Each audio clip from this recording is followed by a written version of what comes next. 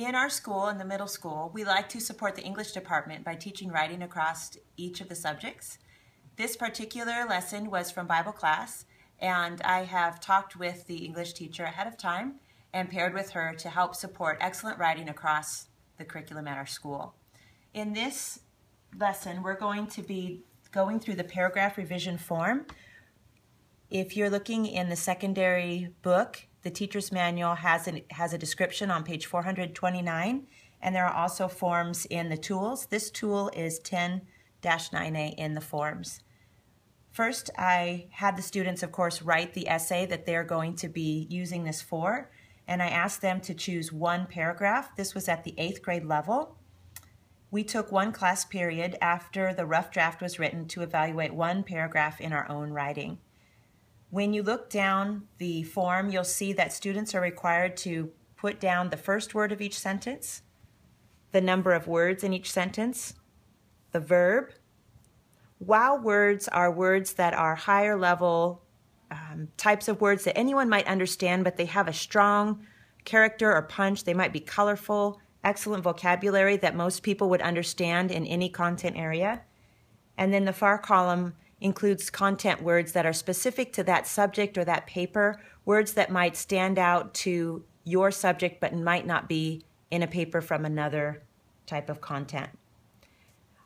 First, it's great to go through the form with your own exemplar, whether it's from the Step Up to Writing materials, previous year reports, or in this case, I used one from the report that I gave my students ahead of time, and help them notice things such as, are the first words common? When you look down mine, you might notice that the word Paul starts 4 of the sentences, and that might be a clue to me to rewrite some of those sentences so that there is a wider variety of first words in the sentences.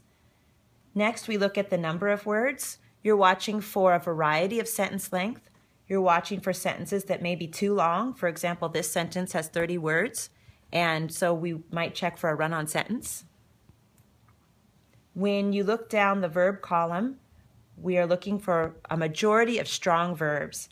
This also gives us opportunity to show how you can turn a sentence with a weak verb or a be verb into a sentence with a strong verb using the content that is already there. And oftentimes I spend time in class taking examples from student work and helping show the class how to turn a weak sentence into a strong sentence, even though it has the same content. And then when you look at the last 2 columns, if there are no strong vocabulary words or no content words, that would be a red flag to a student that perhaps they need to go back to their research and include stronger words in their paragraph. But also it doesn't mean that every sentence needs to have a wow word or a content word in it. It just gives students a great idea of what type of writing they should be using at the level that they are at. I might also like to point out that when we work through these things together, it's important for students to hear each other's writing. And when we do that, it often makes students nervous, even at the upper levels, to share their work because they don't want to be singled out in class. So we spend time talking about the courage it takes to share your work and be a teachable student who is open to working toward better writing.